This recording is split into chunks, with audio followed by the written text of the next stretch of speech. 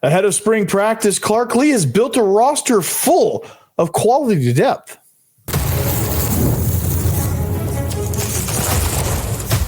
You are Locked On Vandy, your daily podcast on the Vanderbilt Commodores, part of the Locked On Podcast Network, your team every day. Welcome into the Locked On Vandy podcast on the Locked On Podcast Network. I'm your host, Corey Burton. Thanks for making Locked On Vandy your first listen each and every day. We're free and available wherever you get your podcasts and on YouTube as a part of the Locked On Podcast Network, your team every day. Today's episode is brought to you by FanDuel. Right now, new FanDuel customers get $150 in bonus bets if your $5 bet wins. So, stop me if you've heard this one. A number one team is coming to Vanderbilt, and Vanderbilt is upset-minded and has a legitimate chance. Stop me if you've heard that one. Auburn's coming in, so we'll preview that game a little bit. But let's talk football. Because spring practice is right around the corner, right? And Clark Lee, I think, if you really kind of look at the way this roster is constructed, if you really kind of think about it, there's going to be a ton of competition.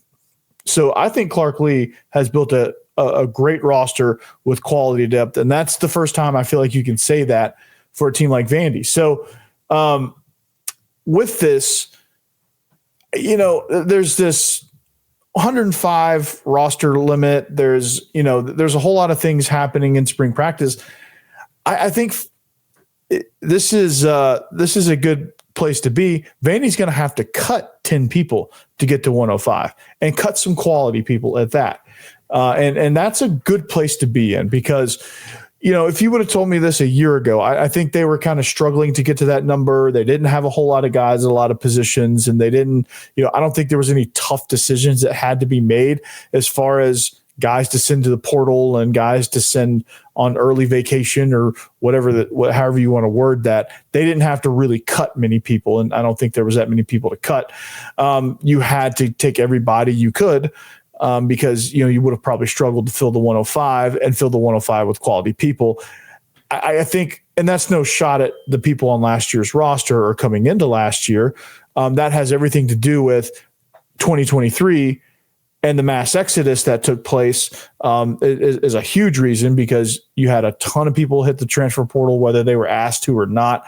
It was a team full of just, it was a 2-10 disaster, that kind of thing. You go into 2024 season, you're just struggling to get back to a place to where you can compete a little bit and have a chance. But I think this year you're in a way different place. This year you return a lot of those key guys, 9 starters coming back on defense. You build some quality depth and some guys that can actually enter in as potential starters on that side of the ball or heavy rotation guys that are going to make a huge impact.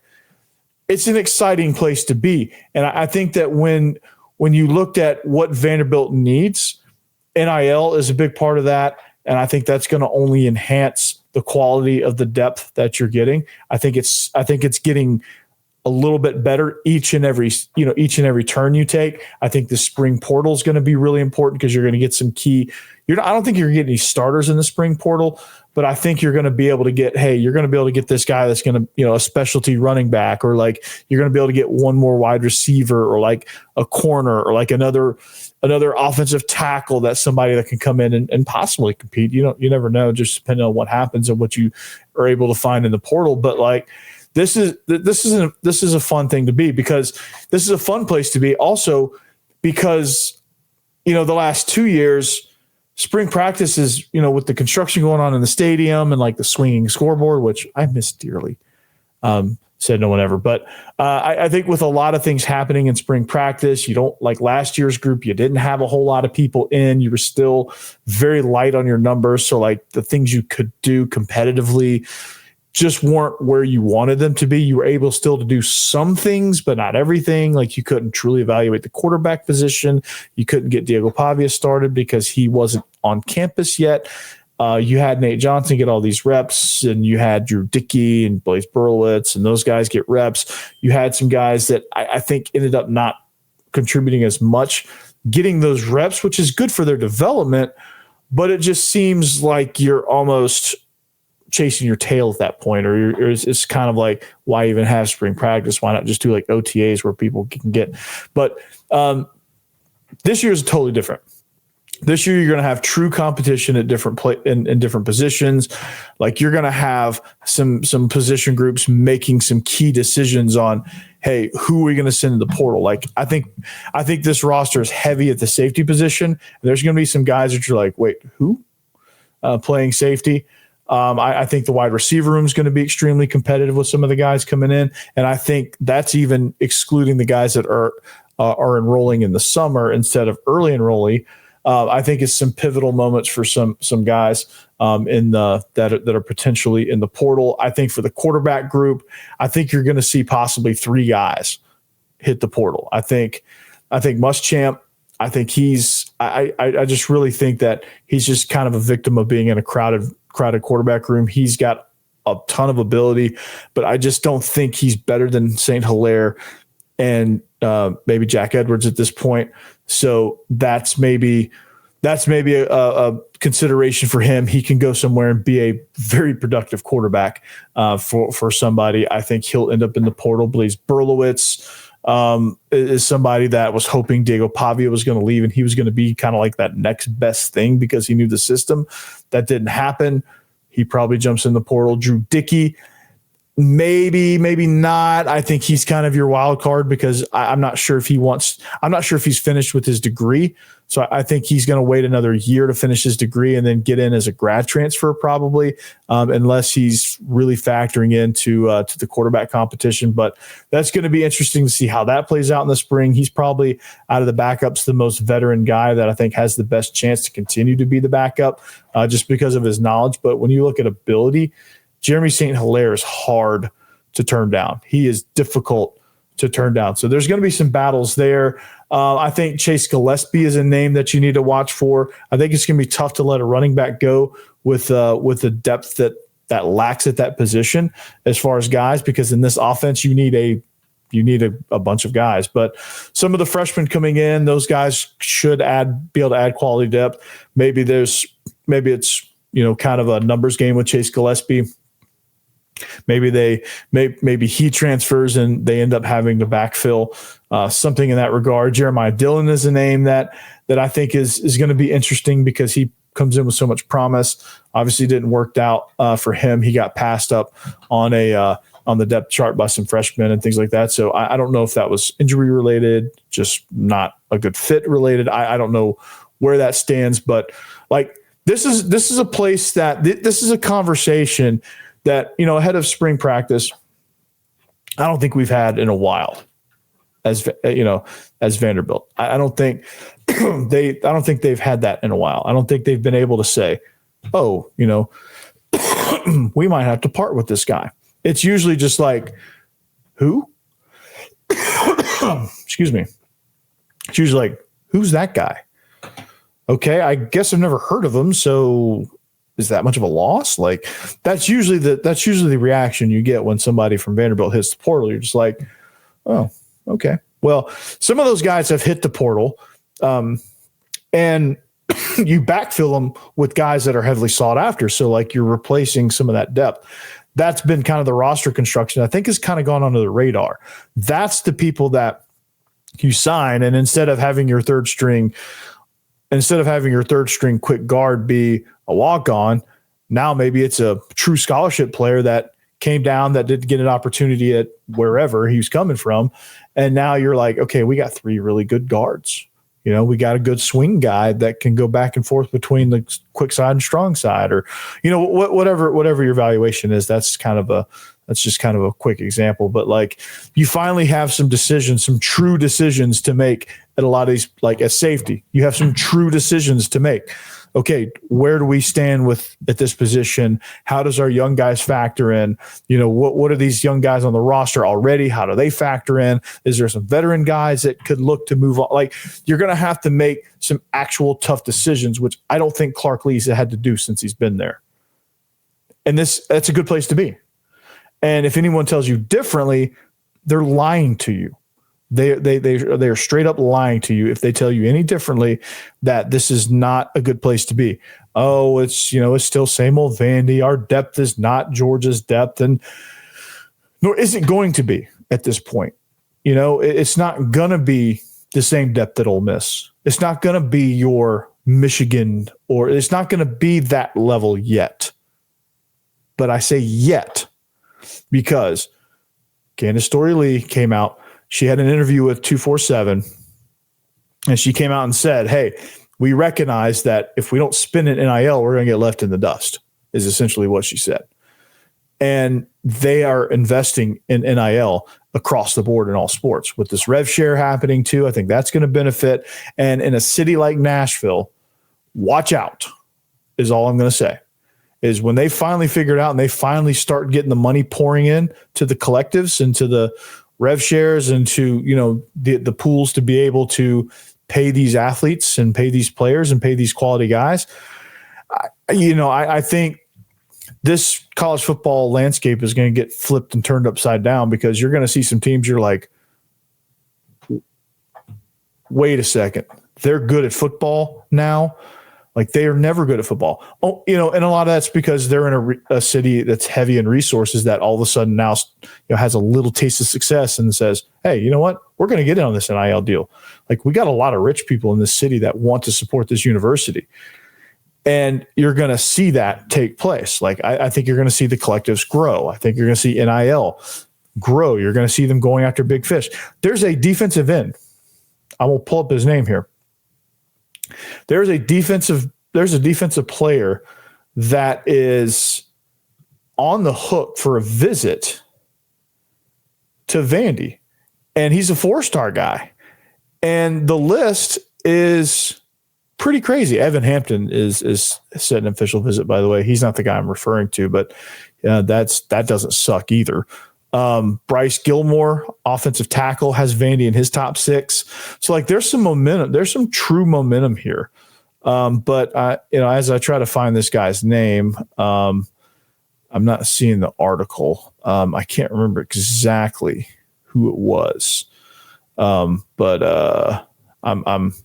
I'll find that and I'll tell you who it is. But there's a 4-star edge guy that is set his visit to Vandy, and it's going to be, if they somehow land him, that's going to be a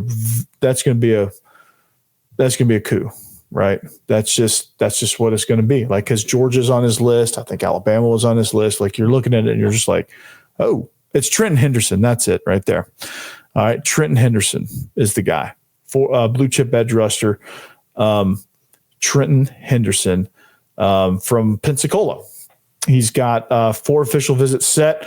Vandy is one of them. Auburn, Alabama, Florida, Texas, and Florida State are amongst the other schools. I don't know where his other visits are. Alabama, hold on. This is really good. But anyway, that's, if that's the case for that, I think you have a really good chance, because with Clark Lee's defensive acumen and what he's able to do scheme-wise, there's no reason you can't land a big fish like that and then get the ball rolling. So this roster construction, I think, has been really good for Vandy. I think slowly, it's not going to, for a team like Vandy, it's not going to happen overnight. We all know that. We know what the deal is there. It's not going to happen overnight. It's just not. So you build the roster, you create quality depth, and slowly but surely some of that depth develops. And then when that depth develops, then you backfill, you fill in gaps through the portal. And next thing you know, you save your money and you go after some big fish here and there. And then that works out. So that then you get more big fish. And then, like, you get these 2 or 3 year big fish guys. And next thing you know, your roster's pretty damn good. And you're sitting there going, oh, everyone's looking around like, Vandy's not supposed to be this good, and it just throws the whole thing off. So, and we reap all the benefits, right? So the roster building is very, very good so far. And I would say that Clark Lee's doing a wonderful job at that. So, but speaking of roster management, speaking of a team that really, really flipped itself on its head, it's the basketball team, and they host number 1 Auburn. Like I said, stop me if you've heard this one before. The number one team comes to Vanderbilt and are primed for a knockoff. Is that going to happen? Well, we'll talk about it. I'll tell you what our chances are, but I'll do that next. After the holiday hustle, there's nothing like giving your home a little TLC. I always find that decluttering and refreshing my space helps me get back into a routine. Whether you're tidying up, clearing out, or just want to give your space a new look to start the year, WayFair has everything you need, all within your budget. I'm currently looking for furniture, and their huge selection makes it easy to find pieces that fit my style and my budget. My favorite part, the free and hassle-free delivery, even for the larger items. Wayfair's site was so easy to navigate, and I found everything I needed in no time. So there's something for every style and every home, no matter what your space or budget is. Wayfair makes it easy to tackle all your New Year's home goals with endless inspiration for every space. So you know, things you got to think about. What's your decor style? Why did you pick these items? Like Wayfair, like you can answer any of these questions. How does I look at my home? Well, hey, I can look at Wayfair and see every option under the sun, right? So give your home a refresh that it needs with Wayfair. Head to wayfair.com right now. That's WAYFAIR.com. Wayfair, every style, every home.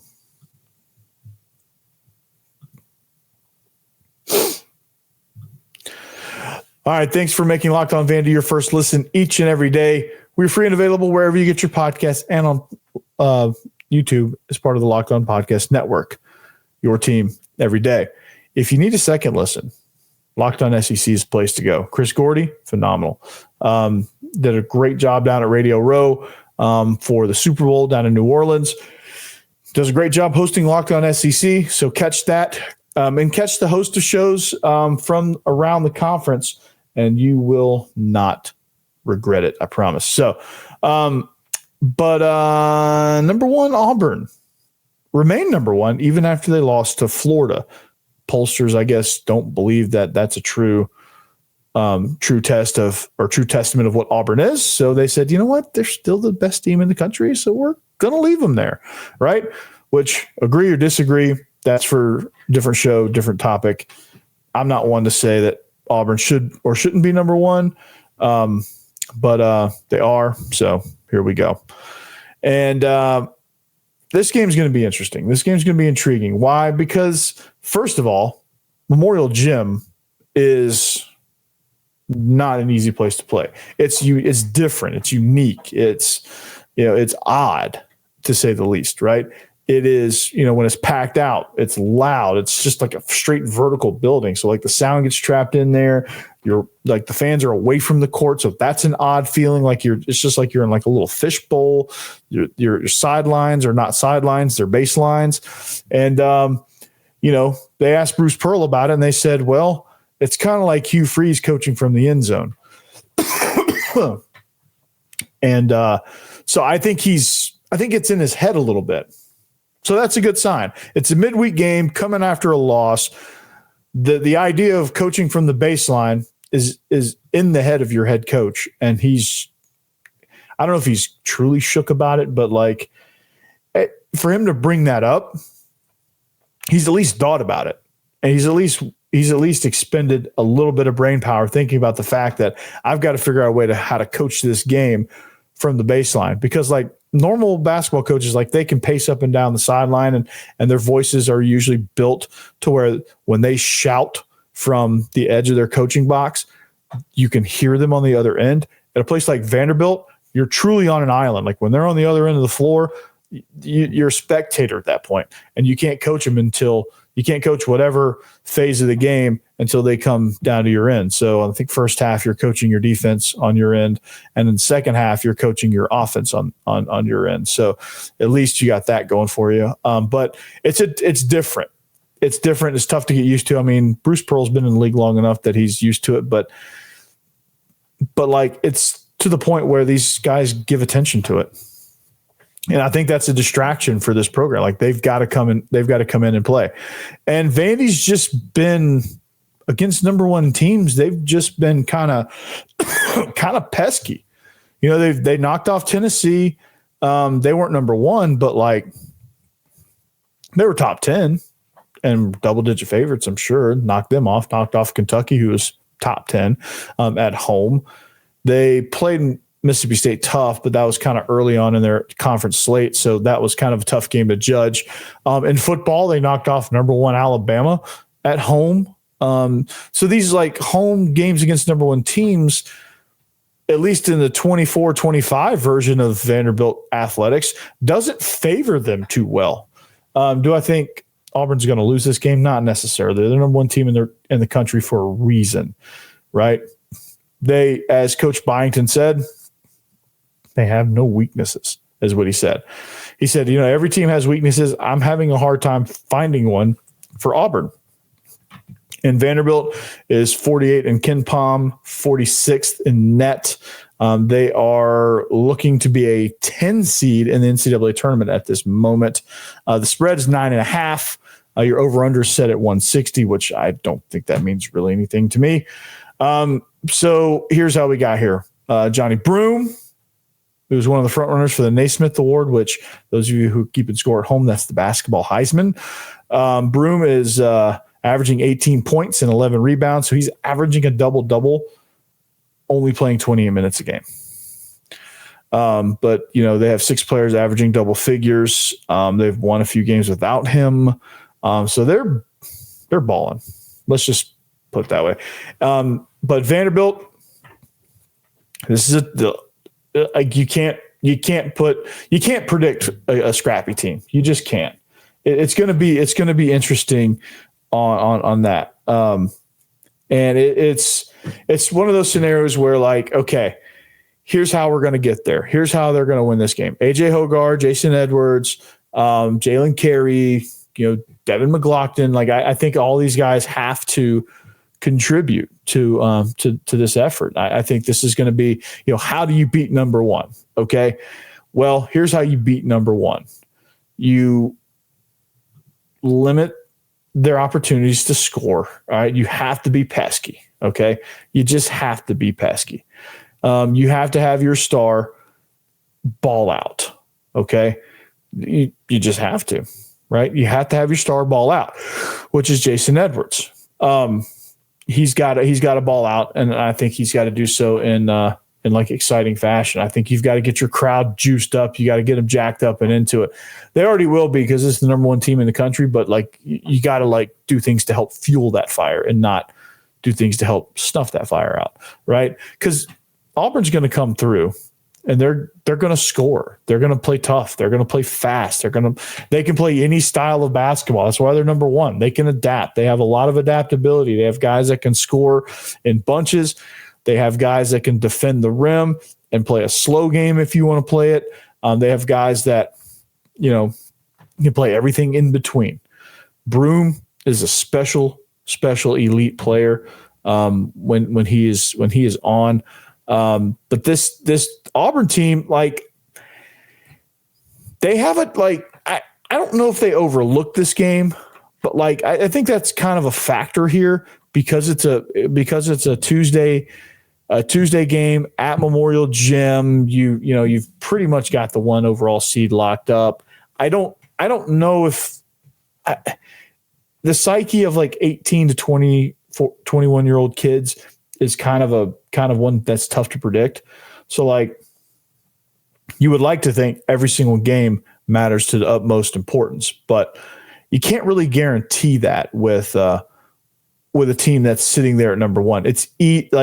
I think it's easier for them to get complacent a little bit at this point in the season because they're kind of starting to descend a little bit towards the end of the season, so that when they land back in the SEC tournament, they're fresh and boom, they take off again and get ready for March Madness. Like I think this is one of those games that's well placed in the schedule that's ripe for an upset because of those reasons. Because okay, maybe we're looking forward to the Iron Bowl on the basketball court matchup with Alabama coming on Saturday, right? This is kind of your classic trap game.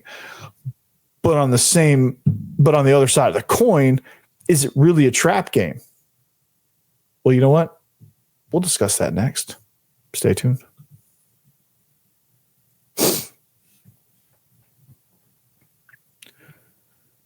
All right, welcome back. It's Locked On Vandy on the Locked On Podcast Network.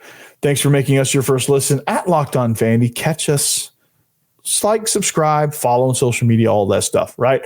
But I asked right before that, is this a trap game? I think it is.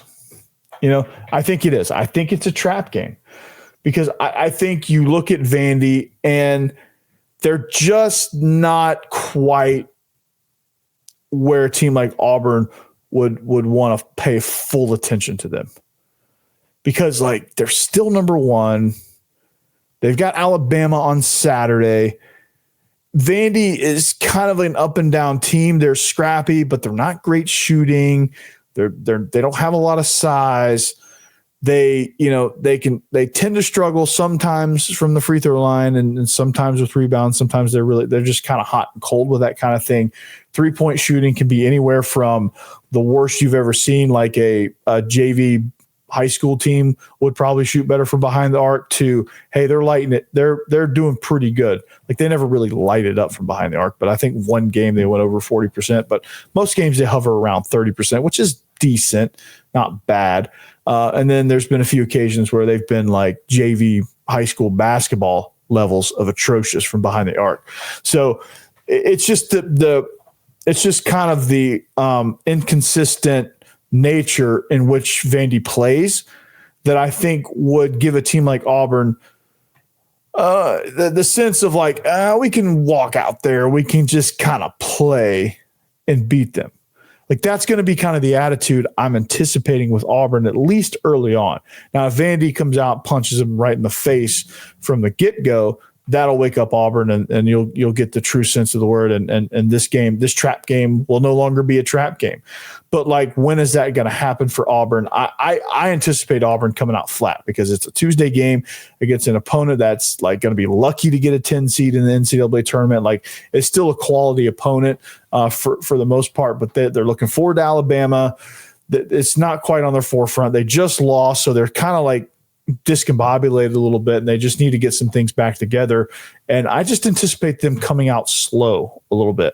I anticipate Vandy being in this game because they're scrappy, because I think they're just going to take advantage of an Auburn team that's going to be kind of lackadaisical in the first moments of the game. And then I think if Auburn, the faster they can kind of get settled in and go, oh crap, but we're the number one team in the country, we should be crushing these guys. And then when they start to realize that, then they'll wake up, and then second half usually they'll turn it on. And that's kind of been the story with Vanderbilt basketball and all their losses. It seems to be like, hey, we're gonna get in a slugfest for the first half and part of the second half, and then we're gonna fall apart, and the other team's gonna wake up and realize that, hey, we better like actually play some basketball here, or we're gonna lose, and then they end up coming back. But to me, it's Vandy's got to take advantage of that. Against Tennessee never really woke up, right? Tennessee, they made a run there at the end, so I guess you could say they kind of woke up, but it was too little, too late. Like, they were just kind of, stunned, and then they got cold, and then they just couldn't recover. And then Vandy, I think, got up as much as like 16 in that game, and they could just never really recover, even though they made it close. And even though it ended up being a close game on the scoreboard, it just kind of was a game that Vandy was always in control of. Kentucky was very back and forth, and I think Vandy went on some runs, but like, that was probably, the Kentucky game was probably one of those Vandy games. The Texas game was like this as well. It was one of those Vandy games where you're just like, geez, we slugged that out. And we just kept going, kept delivering those shots. Can Vandy do that? Like, Jason Edwards needs to take over this game. Tyler Tanner needs to be his breakout. Jalen Carey needs to have another great night. They need to have 4 guys in double digits. They need to have some significant minutes from some key guys. Tyler Nickel needs to knock down a few clutch threes. Like, they're going to have to create some turnovers. They're going to have to frustrate Auburn if they're going to want to win this game. If Auburn decides they're going to play like Auburn, Vandy has no shot. But if Vandy can somehow stun them to the point to where by the time they recover, it's too late, then they're going to storm the court, and it's going to be a Vandy win. Auburn's not really going to think twice about it. They're going to go and beat the hell out of Alabama. But for Vandy, they can't let Auburn realize that they're Auburn. They have to make Auburn forget that they're Auburn. That makes no sense, probably, but they have to make Auburn forget that they're the number one team in the country by creating turnovers, hitting threes, playing to their identity, and forcing Auburn testing Auburn to see if Auburn can play to their identity, which Auburn's shown that they can do. It's just, where are they going to take it? So it's going to be an interesting game. It's going to be a fun game, and I could see this game going a million different ways. This game could. But I don't think, obviously Vandy's not going to blow out Auburn. I think Auburn will win anywhere. If Auburn wins, it'll be anywhere from 11 points to like 30. Like it's going to be anywhere from if Auburn wins, it's going to be double digits. But it could be a tight game where they pull away, kind of like what Florida did, where they win by 11, or it could be like the Oklahoma game where they win by 30. And I could see it going either way. And if they win by 30, they're going to be winning by 30 before halftime. Like they're going to be just soaring because they're like, hey, we're Auburn.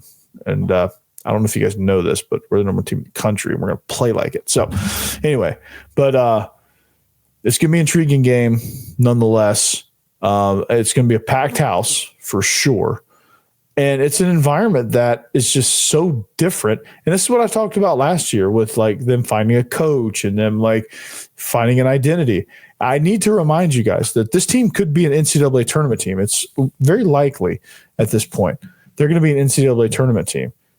They just met in June. That's impressive. I'm going to leave you with that. Am I going to call an upset? Sure. Why not? Storm the court. Let's get it. Right. 9.5 points. It's not a huge spread for this game. I figured it would be way more, but nonetheless, quality team, scrappy team. They play it close. They play it tough. Here we go. Let's see if they can do it. Let's see if the Vandy Hoops team can do it. Let's see if they can knock them off. Get 3 top 10 wins with one of them being the number one team in the country. Let's make it happen. Make it happen. Jason Edwards, you got to take over the game. The rest will fall in place after that. But anyway, that's all I got. And I will see you guys next time on the Locked On Vandy podcast on the Locked On Podcast Network. Behave yourselves. If you go to the game, enjoy it. Peace.